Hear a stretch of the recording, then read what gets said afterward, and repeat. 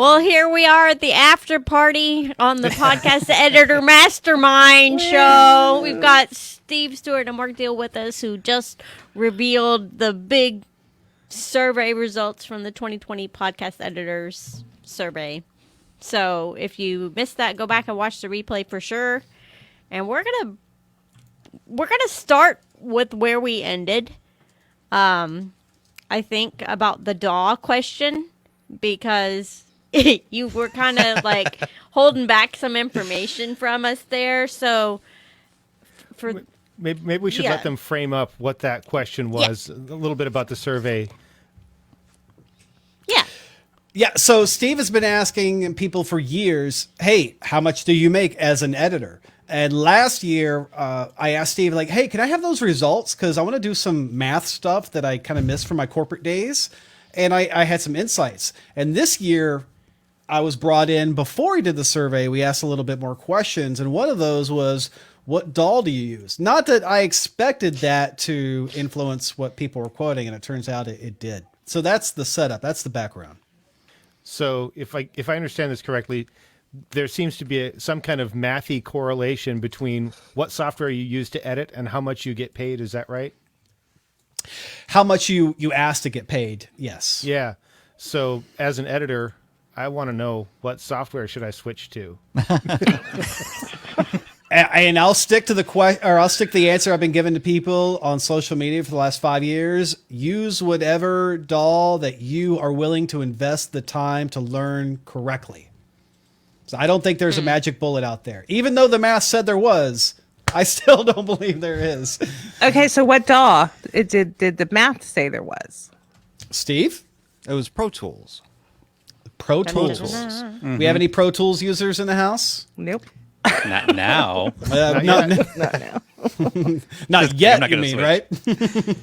And I have a theory on that. Now, we can't prove it out from the survey results, but I think it's because when you're working at a radio station, when you're working in a recording studio, a lot of times the software they're using is Pro Tools. So you're going to get a head start using the tools there before you ever come over to podcast editing, or at least, when you think about the history of audio production, digital audio production, I should say, before, after reel-to-reel tape and stuff like that. Pro Tools was kind of head above the rest. And it was, Jennifer, weren't you using something like Cool Edit Pro? Cool Edit Pro in radio, yeah. Yeah, see, you got all the radio people I know around here are on Cool Edit Pro until it died, which is why we're on Audition now. Which was what, 2002? Well, I had it on my computer till like 2016. Yeah, and now we've got Pro Tools as the big heavy monster studio production software, and I think that's where, if you're looking at people who are charging more or asking for more, if you got the certification, isn't there a Pro Tools certification? I believe there is. I think there is, yeah. Yeah, if Chris Curran jumps over here, he can answer that for us. I think that's why Pro Tools was showing up as the higher for people who are charging more or asking for more for the editing, and they've got that background behind them, the experience. Yeah, and they on the local recording studio place, the like Lexington Audio Engineering School, something or other. They teach and give their students Pro Tools. Mm-hmm. So then they're being professionally trained and learning this. Now, are all of them going to be editors? I don't know, but if you're going to invest the time and money to get trained on something like that, you're going to want to charge more. Now, I'd like to throw this question over to Carrie, because Carrie's been using Audition for 5-6 years. Is that correct? No, actually, it's not. You haven't been using Audition for 5 or 6 years? Only 2 years. Okay. And now you're being required to learn Hindenburg for the Stony Brook education, right? Well, required loosely, and I kind of gave up on it. Okay, but that's interesting that somebody is actually showing you Hindenburg as being part of the curriculum or the tools that you need to learn whatever the education pieces that you're taking there. Right, because that's what they teach in journalism school. Right, because Hindenburg is built, and I'm sure Brian wants to jump in now, is built more for that storytelling type of rearranging post-production side. Yeah. I think the way I like to tell people is most software that you would use is built for mixing. And Hindenburg is built for editing first. So built for story first, built for moving things around. Other software can do that, but the primary function of a lot of those softwares from inception was really about mixing music and doing the things that happen with that. So was Hindenburg DAW Y?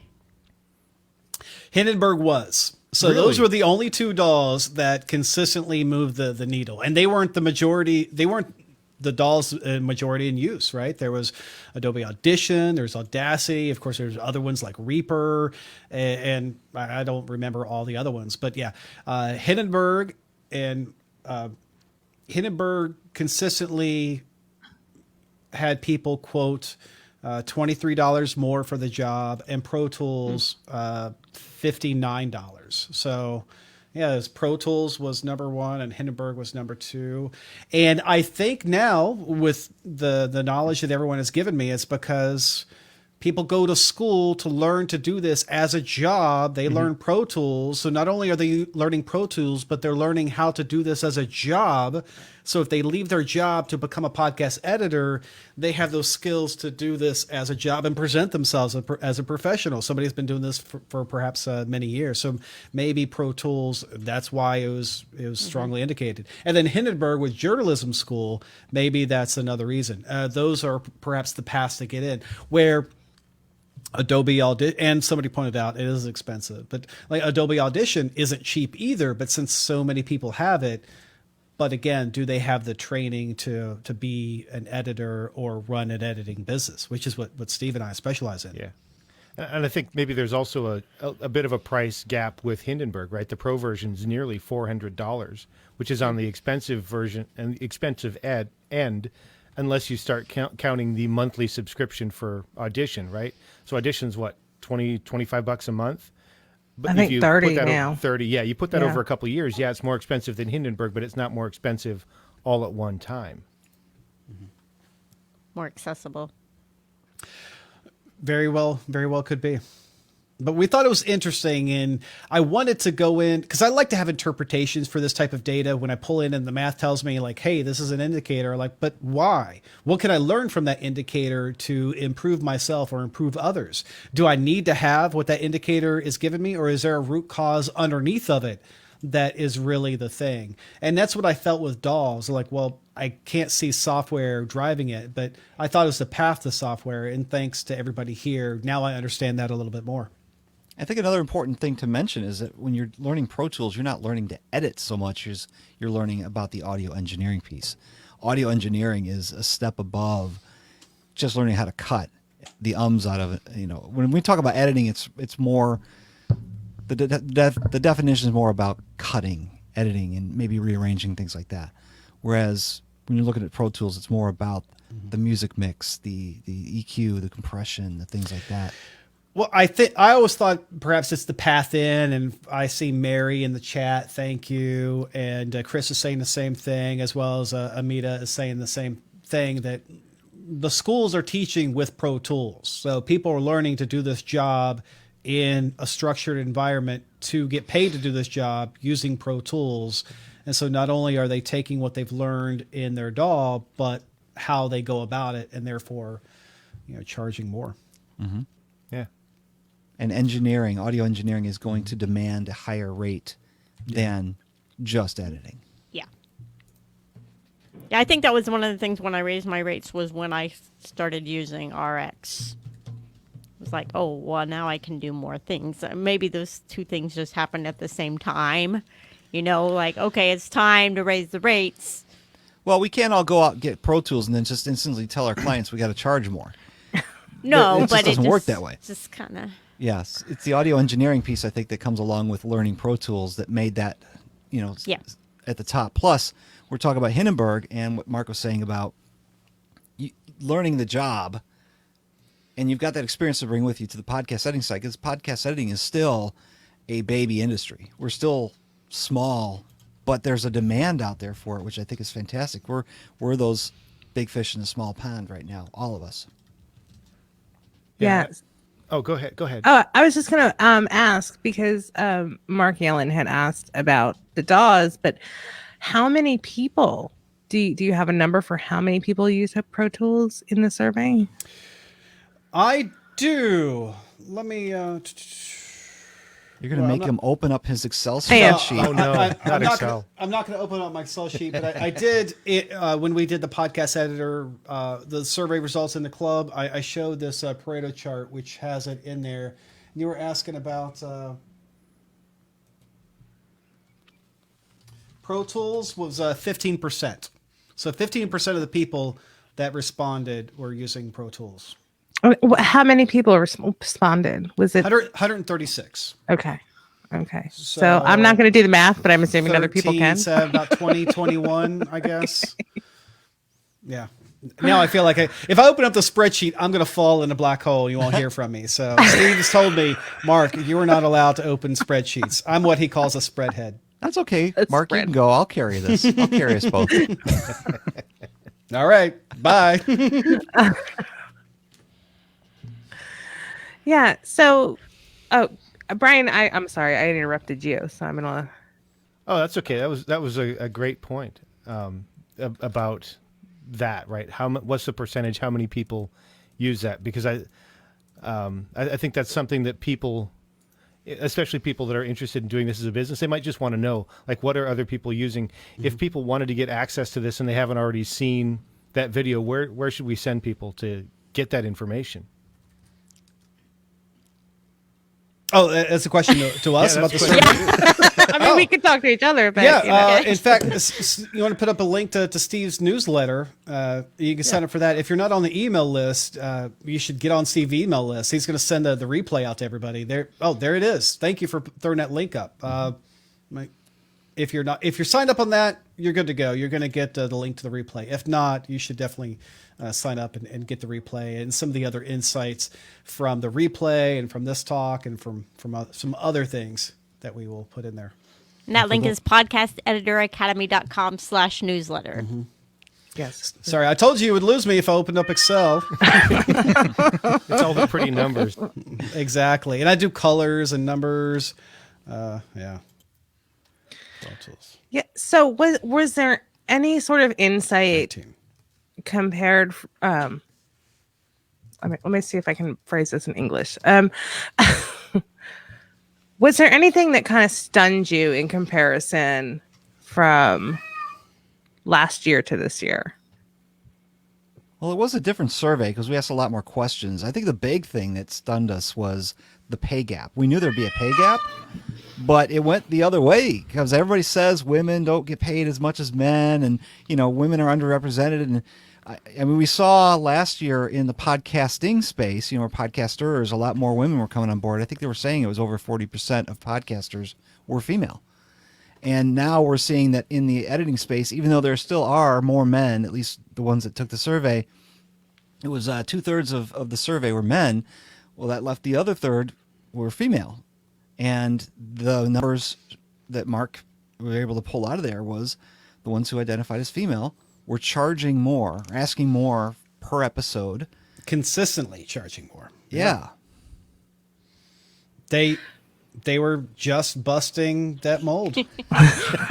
Well, okay. So here's something that I think that may have also influenced that, and I think you guys are partly right that it has a lot to do with the fact that we work very hard as women to find clients who are the right fit for us. And I also think that that coaching piece is so important to women as well, and the customer service, those kind of things. But also the fact that women consistently have been having the conversation about rates for as long as I've been doing this, right? Which, 3 years, as long as there have been Just Busters, which I think is 2 years 2 old. years. Yeah. And then, but I also know in other production organizations for women, they have the same conversations and they do a lot of surveys and things like that as well. So I think that this is something that we as women and not only women, but anybody who doesn't identify as male we've been having these conversations ad nauseum, right? Mm-hmm. And I think that because of that, we're having a shift essentially. And we So- have the conversation in an encouraging one another way too. It's not like, "Oh, you are so silly. What are you doing?" You know, it's like, "No, you're worth more than that. Why are you, charging that?" Okay, that's a great place to start, but now that you've been doing this for a while, you need to edit or something like that. So, Just Busters is a nice place. So, ladies who are listening and those who identify, please join us, Just Busters. Google it, you won't find us. And I think you guys might have just gotten a little bit of a shout out, Just Buster related, right? The survey might be skewed because the females you have in Podcast Editors Club as well as the Just Busters are invested in changing that gap. And that's a really big deal. Well, good. I know for my day job, it's something we continue to talk about, right? How do we make sure the larger company that I work for, that they do that? And I applaud them for that. It's really great to see that made flesh right here. That's great stuff. Yeah, I think that was reflected when we showed early on the demographics of our Facebook group, which isn't just women, it's mixed, as well as the survey respondents was we had a little bit more women percentage. I think it was 36 vice like the 32 in the Facebook group. Mary asked how many women was that? That was 49 in the survey. And I also agree to Mary's other point earlier on the comment that I just saw popped up, that I think women, showed up and said, "Oh, this is what I make," and because they are active in the space, probably because what you said, Carrie and Jennifer, that you've been challenging them to step out. Let's openly talk about rates. Don't let anybody get underpaid. Don't undercharge. And it's working. You are just busting that mold, and I love it. And I'll applaud Steve. And maybe myself a little bit, when we did the Podcast Editors Conference, we're like, who are we going to get to talk about sales and marketing and branding? We didn't get guys up there. We got the strong women that knew what they were doing, and we learned from them. Imagine that. I already had in my head who the branding, marketing, pricing, getting the right clients. I already had that in my head before we even started writing them down on paper. And that's because you guys already stand for those things. We're talking about, Carrie was talking about the branding, because your branding is on point. And Emily was talking about the marketing. This is all at the Podcast Editors Conference last year in person, which was fantastic. When we could do that sort of thing. Yeah, Way and back when. boy, it was such good information too. That information also trickles down to the guys in the room, which I hopefully, we're charging more as well. But the important piece to remember here is that we've got these two Facebook groups, or just Facebook groups, that are helping people to improve their skills, to get the confidence from the community to be able to ask for more. But now I'm worried about the guys. Because they're lagging so far behind, right? Don't worry about us. We'll worry about ourselves. Keep in mind, the overall rate increased this year. Overall. Yeah. Yes. Thank you, Steve. Thank you. And that is the industry win that we can all share together. And we can learn from the ladies. I imagine that, right? I mean, my mentor for the last 4 years is a woman. Back before Robin Stiles got up on stage and said, "Men, hire women as your mentors." I'm like, yes, I'm already there. But as we spoke earlier about Pro Tools and the fact that Pro Tools, people that use Pro Tools are getting paid like $60 more for that standard-based job. What is it about that industry and the path to use Pro Tools that Steve and I can learn from and teach everybody else to further increase that rate? So it's a mix of a lot of things. And we're using these factors, these indicators to point us to, hey, this is significant. Look under this rock. And then we have to look under that rock and try to interpret it. And we're doing that with the help of all of you. So thank you. So, okay, since before I go on, I don't want to steal the floor from anybody. So you guys speak up. Tell me to shut up if you need to. You're okay. Are you sure? You're okay. Okay. So we're talking about like being able to use the survey to see the work that we need to do, right? Now this is the first survey that included women, and then it also included non-binary folks. There was that option. Well, to be clear, the question was posed, do you identify male, female, or I forget the third option there. Yeah, and I asked Steve to put that in there. It's like we have to ask gender. Steve, I want to use this for a statistical survey. I know women want to know what the gap is. We need to ask gender identifying questions. And when people chose to identify genders or non-binary genders, we got to see if it influenced rates. So it was kind of baked in last year, but we didn't know where it was because again, these are anonymous surveys. Google doesn't tell us who you are. Google just says, look, this person has already responded, so they can't do it more than once. So what about ethnicity or race? Is that something that you're planning on including in the future? Because I think that I know a lot of the work that we do within JustBusters specifically is to kind of amplify people of color, women of color, essentially, because, especially being 4 white women who, coming from a place of privilege and running this group, that's something that's really important to us. Do you have any plans for that in the future? Like, because I just want to know what work we need to do, right? Agreed. Here's what I would say to that. We're going to add more as we can and as we think it will give us some ideas. That being said, so what? So what, Carrie, if I were to give you perfect information if people of color are making less or are making more, so what? I say let's go ahead and include those people. Like when Steve and I did a podcast editors conference, we made sure that we included women. We included people of color. I run Podcast Atlanta. Atlanta's a very diverse population. I make sure that the stage is as diverse as the crowd. So to that, so what? If I were to give you perfect information, is that going to change what you're going to do? And if so, not you personally, but if so, shame on you. You should do that now. With that mission in mind. I'm saying, like, as a community leader, that helps me prioritize what pieces I need to work on, like more like so critical need, essentially, right? Because we're only a few people, right, serving 1,000. So that's what that information I think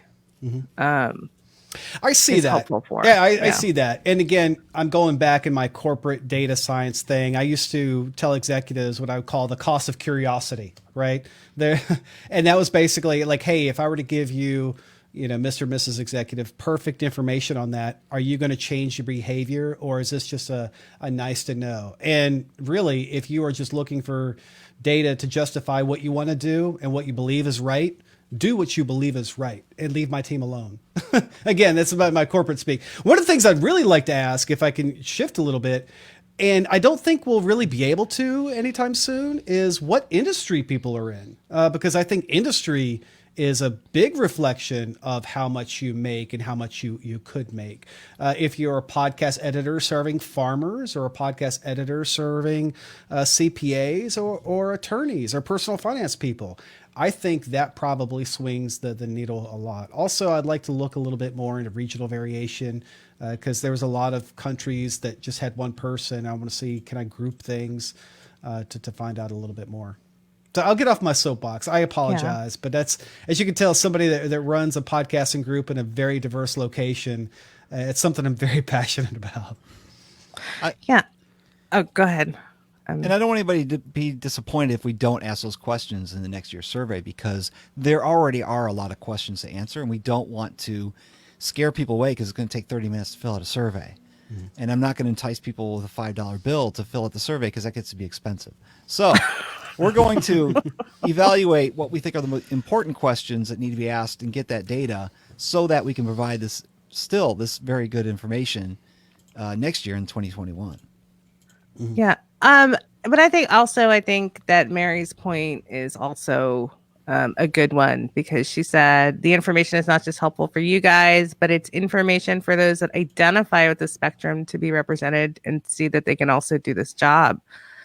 And I think there's value in that. So I would encourage you strongly to include that data, simply because this is what the community is asking for. This is what this segment of the community is asking for. Those who may otherwise feel marginalized or unrepresented. I think that it will not just help us as community leaders, it will help inspire them to be more confident podcast editors and more active participants in the community, which make us all better, I think. Okay.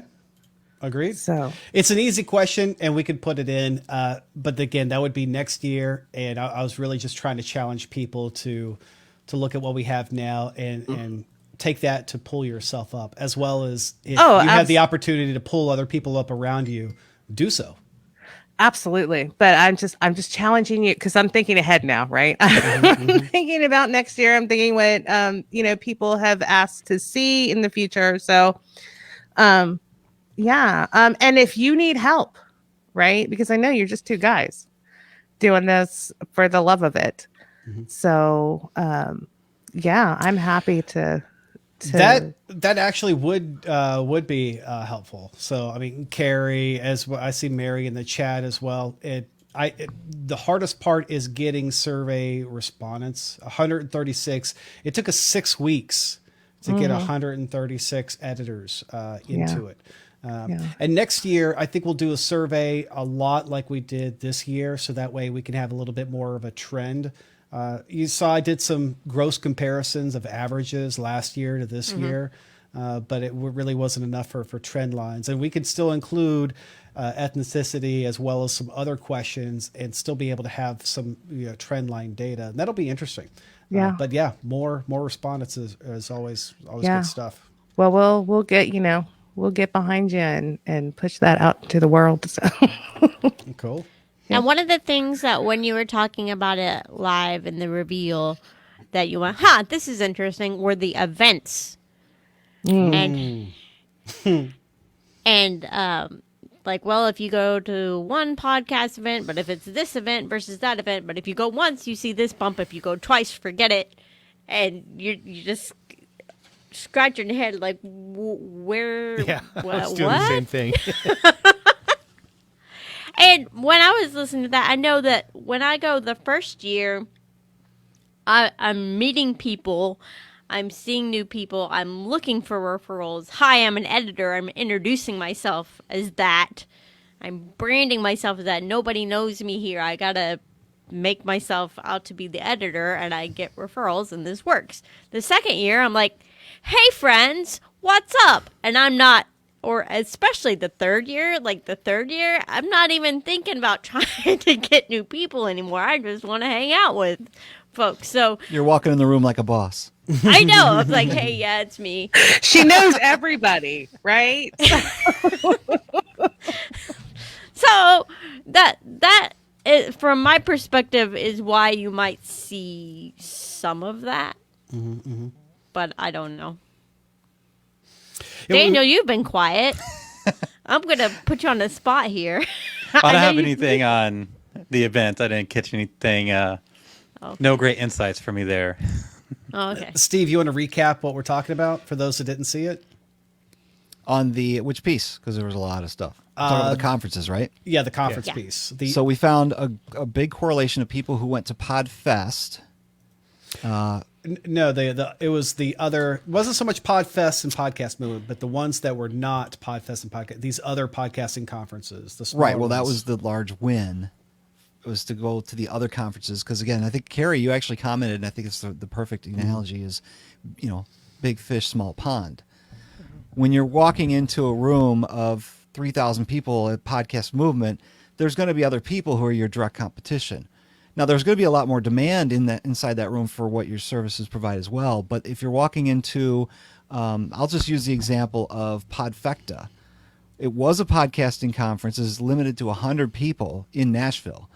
And the number of people there who were podcast editors was probably me, myself, and I. That's 3 people. That's it.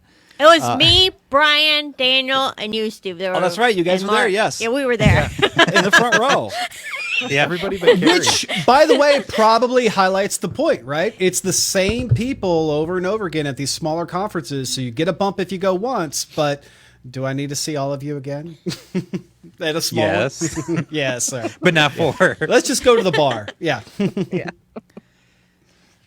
But what's interesting is that last week we were talking about this very thing is going to going to industry conferences. Oh, yeah. And being the podcast person for your industry. You know, Steve, we used you as an example.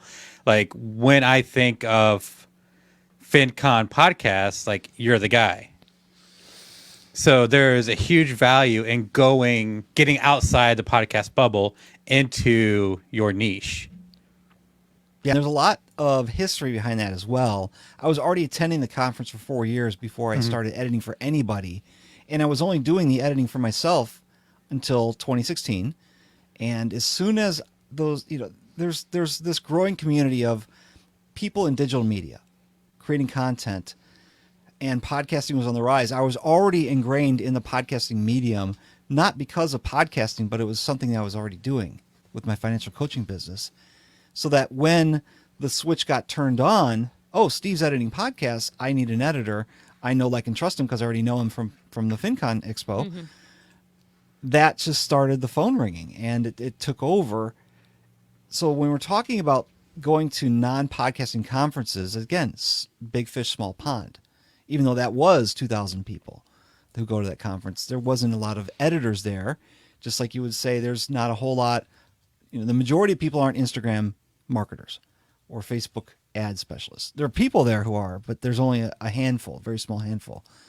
And when you get to be known inside of a small community as that guy or that girl, you get instant credibility, even though you haven't earned it from that person. I get people all the time recommending me, and I've never worked with them. I might have had a small conversation with them on Facebook, and for whatever reason, they recommend Steve's the guy. It's not really earned credibility. I'm not going to turn it away. And then I want to make sure that everyone understands a lot of the survey results. One thing that didn't get highlighted that I wholeheartedly believe in is the customer service aspect of it. When you provide really good customer service, no matter your skill level, you win over your client and they stick with you, and they're going to bend over backwards to help you do whatever it is that you need. Take a week off or whatever. They're going to help get you the files early. Yeah, that was that was a note I made about people the editors that offer coaching, like the musical window. The editors that offer coaching are getting like 19 something more. Yeah. So like you're positioning yourself as an expert. You can justify higher rates. You are attracting higher quality clients, or I guess higher ticket clients, because the people that are looking for coaching and for consultation can afford to pay it, and they're probably using the podcast for like a business or something. So they're the ones that can afford to pay higher rates. And then on top of that, through coaching, you're building that relationship. You're building that relationship so that way, as you grow in your business, you start charging more. They're going to stick with you because you have that relationship. Yeah. Yeah, it makes it, you're worth more, and as you mentioned, it makes that hurdle rate higher, so it's harder for them to fire you because you're so much more entrenched in it. I believe, again, this is my interpretation and belief of that data, that strongly pointed that people that offer coaching and consulting services make more, is that since they are positioning themselves and not just an expert in the podcast production side of things, but also your outcome as a podcaster. Some people want great guests. Some people want ratings and reviews. Some people want, to sell more services and consulting or downloads. And I think people that offer coaching and consulting services look at those metrics, identify those metrics, and help their clients reach those metrics, and therefore perhaps get paid more, even if they're not. And this is the thing with this question, as well as the events question. We weren't asking, where do you go to get paid more? We were just asking, what do you get paid? And then we asked all these other things. So even the fact that you offer coaching and consulting it allows you to get paid more when you're not doing it. Does that make sense? Mm-hmm. Mm-hmm. Yeah. And if I can give a testimony, because with the coaching aspect, if you're going to be, let's say you've got 5 people in the room who can edit podcasts. They're all equally skilled. They're all charging the exact same amount. You got the one person walks in the room. You all do the same thing, except one person offers coaching, or they have the ability to coach through problems. Which one are they going to pick? Right. you're going to be able to command a higher rate because you know both sides of the microphone. The coaching thing, I really do think is a really important piece of that. Rather than just being an editor, you've got to be able to do all the things. Even though you might not do all the things, you just got to be knowledgeable about it, because that client may lean on you for some advice, some support. I just lost a client, one of my highest paying clients this week, because they wanted video editing, and I don't do video editing. So, because I don't have that skill set and I don't want to do that thing, by the way, I'm losing a high paying client. However, I gained another client because of, all this support that I give to this niche community I'm talking about. They're just already like, oh, Steve, I just need you because you're the guy. And I give value through communications, through Facebook group communications. We just had our expo virtually online last weekend. The coaching, the ability to help and provide great service, that all adds up, and that helps me to be able to create I'm making a living editing podcasts. It's insane, but it's true. Yeah. And then just kind of to piggyback on that, most clients aren't going to hire you or like stick around because you can EQ perfectly or you can like engineer their show to perfection. If you can help them like with the technical side of recordings to make it easier, make them look good in front of their guests, help grow their show, like that's what's going to keep them around. Deliver on time. Yeah. Yeah. And I think to just kind of expand that on, let me try English again, to expand on that a little further, it's not just those aspects, although yes, they are super important, but I think at its core, it's really coming down to that customer service piece where how do you communicate with people? Mm-hmm. How do you approach every problem like the customer, the client is wonderful, right? And that your job is to encourage them and work them through those problems without letting on ever that you are so frustrated with them. I mean, really, that is a challenge for anybody working in customer service. How do you pull that off? Like it's effortless and like it's not a problem and we'll take care of it, and communicate that to the customer so they really feel like they're getting that high level of service. And I think that is a developed skill. I don't think that is something that just happens. Right. Customer service is probably your most expensive activity. Yeah. Mm-hmm. It takes up more time, and you're not really benefiting from that time, not directly. Even if you're getting charged, if you're charging them for coaching, then you are. But when that customer service aspect comes into play, you're going to go the extra mile to make sure things are done right and they're delivered on time the way that they want it. And they got an email, they got a question, and they forgot to send you 2 files that were the right ones, and you started editing the wrong one. I mean, it's all stuff that happens. Mm-hmm. You can't complain. I guess you can. I think not to them. I think Brittany drops a hammer on her clients, but they love her anyway. So I'm sure if we could all watch Brittany interact with her clients mm-hmm. when there's a problem and when they frustrate her, you would never know it. I'm sure it would be like a teaching moment for all of it. I think Brittany, if you're listening, we need you to record yourself in these situations so we can have like when you call the customer service line, like, so we can all have training with you. That's your next course. Yeah. Brittany, you're right. If anyone hasn't seen or heard that episode of Brittany on Podcast Editor Mastermind, go check it out, because it is a master lesson in customer service. In fact, when I even talked about that block in the Podcast Editor business model, customer service segments, I quoted how Brittany does that. You have to work within her systems in order to be able to be her client.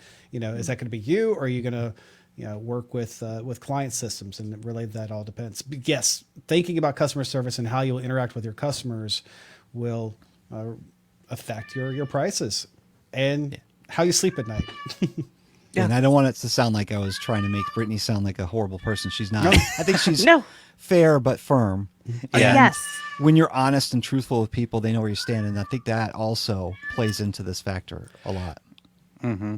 Yes. And it's probably a whole different episode, but because she works with coaches who know, like, they give advice, so like they are kind of like those tough love kind of people, so they can appreciate whenever she's like telling them like this is what you need to do in order to whatever. I So would- it comes down to I would like, argue with that though. oh really? I think it's a lot easier for people to give tough love than to receive it. Sure. As I pointed out, I think it has to do with editor-client fit, and I think Yes. that I really feel that perhaps women are doing a better job with editor-client fit than perhaps men. And not just using one example, but the 36% of those that respond. Perhaps that's why they're doing it. That, as well as the support in the Just Busters group and women bringing each other up. So that kind of brings me to something that I made a note of. And one of the surprising statistics was that editors that have been editing 3 to 5 years make less than the average. Yeah. And when I saw that, like, I thought back to, where was the industry 3 to 5 years ago? And this was pre, Podcast Editor Academy conference. It was kind of like when I was first getting started and just learning about the, Podcast Editors Club. And since then, we've had a huge push in the editing industry to charge more. And then couple that with Just Busters, who are pushing for higher rates. So you have, editors that have been 3 to 5 years that are kind of stuck maybe in that old mindset and harder to, either they have clients that they don't want to raise the rates on, or they're kind of on old pricing. But then you have like this new crop of editors that are seeing what the industry is now, seeing like there is a lot of money to be made, are getting encouragement from Just Busters, from the Academy, from the club, to charge what they're worth. So I think like new editors are more confident to charge more and are skewing the data, I guess, younger, newer. I'm not 100% convinced that's true, though, because we've got Stephanie here in the chat commenting that it would be really interesting to see how skills also play into that, right? It might not just be length of service. There might be some other factors. Did you guys test for anything that goes with length of service? We did not. Although it wasn't length of service. It was experience in editing. How long have you been editing, whether paid or not, right? And we had a different question for getting paid. So somebody who's been editing 3 to 5 years may have been getting paid to edit for like 6 months. And that was 2 different questions. But again, whether somebody had been editing for 0 to 1 years or 1 to 3, 3 to 5, there was a dip. And then after 5 years, the dip was gone. And my interpretation was that people are starting to understand how much they don't know. When you first start editing, you're like, oh, it's just a simple, at first you're like, oh my gosh, it's so hard. Then you're like, oh, it's a simple copy paste. I'll move stuff around. Then you start learning about LUFS and EQ, compressor, levelers, plugins, different DAWs. I think maybe people are, my interpretation was people are starting to fear what they don't know. Now, what Daniel was saying is a good point, and I hadn't thought about that. Perhaps the people that have been editing for 3 to 5 years, they came in as, Steve Stewart and others. Long list of names. I won't list them all, but since Steve is here, started really putting editors on top and saying, hey, editing is a job. There are people that edit podcasts. Perhaps those people were kind of born into that and felt perhaps they had to undercharge in order to be competitive. But those that came after realized I should charge a lot. And those that have been before, the incumbents, are like, I should charge a lot because I've been doing this before, Steve, you made it popular. See, now I've come full circle and I'm agreeing with Daniel again. I think it's a mixture of everything. I mean, there's not going to be one factor that decides this. I mean, it's probably a mixture of things. So we had a question from the chat that I'd like to hit. Oops, that's not the right one. Mary asked if there was a question about how people were getting clients, sales, referrals, conferences. I don't remember that being on the survey. Was that something that we covered? It was not in the survey. but that's definitely something that I would like to ask. Again, this is kind of an indirect thing, Mary, because we're asking people, hey, if you were presented with this job, how much would you charge and how long would it take you? So we're not really finding out how much people are making, we're finding out how much people are quoting. If we had access to like some type of credit card database or some Upwork Fiverr type thing, whatever, then we would have non-biased data of what people are actually paying. But that being said, yes, honestly, that's part of our mission that Steve and I at Podcast Editor Academy is to help people, run and operate a profitable podcast editing business to grow their client base and get charged more. And that really falls in line with the preview of that. But we were just been taking baby steps year after year of like, what more can we ask? What more can we ask? So, next year we plan to ask that as well as some of the other questions that people were asking about, race and ethnicity. Yeah, and that question we didn't put on the survey, but I do know that it's asked constantly inside of the Podcast Editors Club, and I believe it's probably asked in the Just Buzzers Facebook group, and I bet there's a whole stream on Reddit about it too. Where do you find clients? And we do hear people find clients all different places. It's not one big pool of Facebook, communities and things like that. It's all over the place. We have to go back to that niche idea. Where's your niche? Where are you the big fish in the small pond? Because, when I'm in a group and if somebody mentions podcasting, everybody starts talking about podcasting.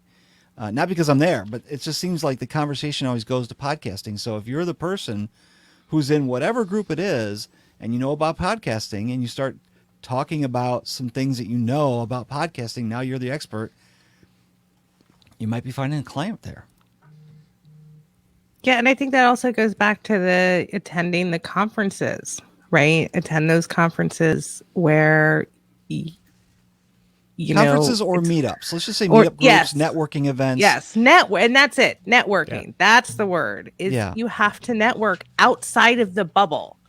Mm-hmm. Right? There's no point in trying to find a client in a group of podcast editors. Mm-hmm, mm-hmm. Right. And a good networking environment too, not the old ones that we're talking about. You walk around and introduce yourself, and I hated that. These are the places where people go to meet because of a topic, a subject. It's not necessarily a networking event or, I don't want to say bad things about some of the activities that go on at the larger conferences, but when they have those speed dating type things, I don't know if people get clients from there. I do know that you're going to meet people. And I have. Yeah, I think more importantly, you meet them there, but then you see them in the hallways, and then you bump into them in a session and at an after party, and that familiarity is on your side. Mm-hmm. Now you've got you've got the familiarity, you've got the conversation going, and now the door's open to having that discussion about, I was thinking about starting a podcast. Mm-hmm. Maybe I should hire you to help me with that. But how we would do this next year is we would provide a list of maybe 5 or 10 possible client sources and a free text area, because Steve likes to torture me with free text stuff that I have to sort later. Isn't it? Trust me, I had a lot of fun with that. Breaking out the Python skills. But we'll ask people like, hey, rate your top 3, 1, 2, 3 of where you find clients, and between those and then correlating them and having the math predict the price, we'll find out which ones, people are finding most of their clients through Fiverr. Yeah, they're making much less than those people that are finding clients at the industry events, and then we'll be able to correct and correlate and adjust for factors such as people's gender, or people's race, or people's location. Luckily, that's what it's data science is science. The math lets us do that. Free text torture. Hey, can I take over this mastermind? Free real text quick? torture. Yeah. I want to ask each one of you to tell me the 3 places you found clients, or that your clients have found you. Let's start with Brian. 3 places that clients have found you, or you found clients. First client I had was a guest on my show because somebody recommended him and that he became a client. So there's that one. Mm-hmm. One client I met because of ongoing interactions through Facebook groups. And a third client I met because of my relationship with Chris Curran, and it ended up being a referral. Fantastic. Jennifer. Okay, so my first client was from Facebook, and I've gotten others from Facebook. I've gotten folks from conferences by being introduced, and by wearing the podcast editing as my job, not your shirt. I got Yes. a client from that, which was at a conference. So go buy that on Steve's store. And then I am a local expert here in Lexington. So I've gotten some. I run the podcast meetup group here, and so I'm trying to like level myself up and get referrals because I'm the expert. You've positioned yourself as the expert just by having the meetups, by facilitating those communications. I love it. Yeah, yeah. Daniel. So Fiverr. We're so proud of you for Thank growing you. up. And to be fair, I am much, much higher than I started out. Word of mouth referrals, so clients referring new clients. And then I've gotten a possible client from my Reaper group. So for being kind of like, the admin in that group, whenever Community, you position yourself as the Yes. expert. The expert. Mhm. I Yeah. love it. All right, Carrie. So my very first client was from Upwork. But now Facebook, Instagram, and from doing podcast interviews and speaking at non-podcasting conferences. And those two last things, the interviews that you are doing, it's because you've positioned yourself as the expert. I see a theme here, Steve. And it's not always about podcasting, right? That's Oh, the fun okay. thing. Yeah. But do you talk about podcasting? Yeah. That's, that's kind of like goes in the bio, right? So, but yeah. And my three are FinCon, FinCon, FinCon, so I'm the oddball here. Every single one of them is a FinCon or referral from someone in the FinCon community. But it's that niche, and that's that putting yourself out there and being I don't want to say a leader, but you're exposing yourself as an expert in some way. And there's so many different ways to do that. You've got to be the one who stands out in the crowd. And that's going to be hard for some people who are we're virtual and everything now. How do you stand out in the crowd without being one of the many circle faces in the Facebook groups? You know what I mean? It's really hard. I don't know if I have the answer for that. I will say, though, that it's the niche. You got to be in a niche, and it's not about podcasting. It's about whatever topic, subject, genre you're familiar with and you really enjoy. And you have to show up and you have to be consistent about it. Right. And then Susan asked how I get invited to speak at non-podcasting conferences. The truth is I don't get invited. I apply. Right. I'm looking for these conferences to speak. I look for, especially now, it's great. There's local virtual conferences. So I'm getting in kind of like, at the state level, at least, because I live there are lots of chickens here. And I look, I come across things just on Instagram, on Facebook, in other communities. Women in business is a great kind of neat, like a broad niche, but a great niche for somebody like me. So I actively go out and seek those out. Like I spend at least one day, an hour a week looking for that stuff. So I think it's a really good point is applying to speak at conferences where you're interested. I was not editing podcasts when I first spoke at FinCon. I spoke about podcasting because I knew more about podcasting than everybody else in the room. But I wasn't editing podcasts at the time. And I was able to submit a topic to speak on. And I'll tell you what, the most important thing when you're submitting a topic to speak is the title. Come up with a juicy title that truly represents what you're going to talk about. But if you've got a attention-grabbing title, that's what your subject will be about, and that's what people are going to show up for, and that's what the organizers of the conference are going to pick you from. The description is also important, but that topic title is really, really important. yeah. I spoke about podcasting at a virtual dog trainer conference this year, and they approached me because I'm the local expert. I don't know if anyone watched it or not, but I recorded my little hour about podcasting for dog trainers. That's amazing. I feel like we need an episode on how to craft a conference. Pitch. Yeah. Yeah. I would say, as somebody, I've done 40 some events, and I've worked with a lot of the conference organizers in the podcasting space and outside the podcasting space. The application processes are great. You know, that's okay. Definitely reach out to the conference and event organizers, and not only present yourself as an expert or whatever, but honestly, make it easy on the conference organizers and event organizers, because they want somebody that is going to be easy to work with and please a crowd. The expertise is like a close 3, but it falls underneath 1 and 2. So if you can show 1 and 2 quickly and concisely, you're in. That's how I got on the stage in Digital Summit and Internet Summit at a few cities. And I was the only podcaster. Like, oh, great, you're our token podcaster up on stage. And they know a podcaster can talk. They didn't even ask for my speaker reel because, I'm a podcaster. And now I'm a podcast producer. I haven't had my own show since 2015. But sure, they still put me up on stage. So, yeah, network with the folks that run the place. Well, it's time to go, because Mark has changed his icon on his name from Star Trek to stats to zzz. So I think he's fading fast.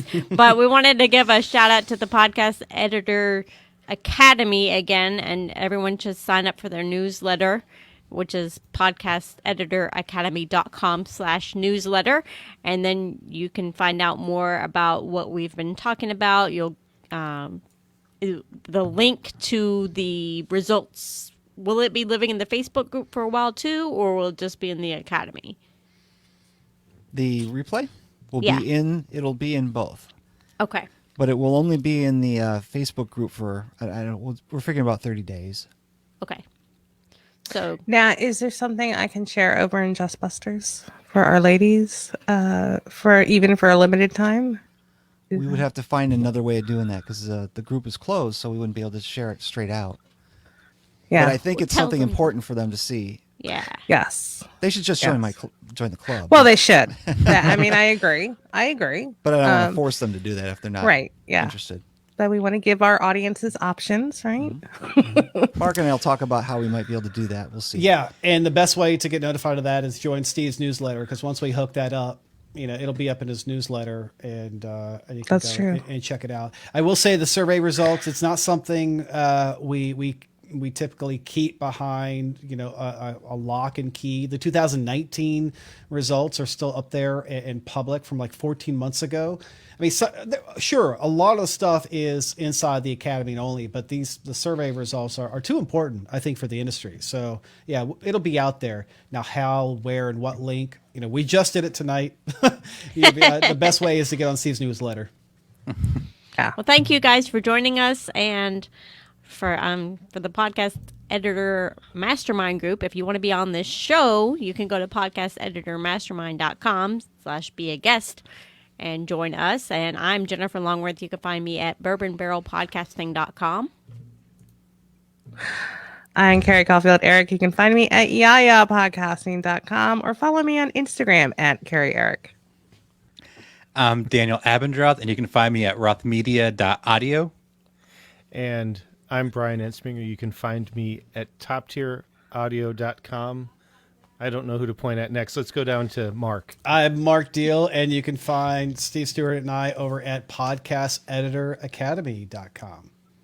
And I'm Steve Stewart, and you'll find me at podcasteditoracademy.com. Hey, that's my place too. Fantastic. Well, thank you all for joining us, and thank you all in the chat. It was very nice to have so many people watching this evening. Hi. All right. Bye. Bye.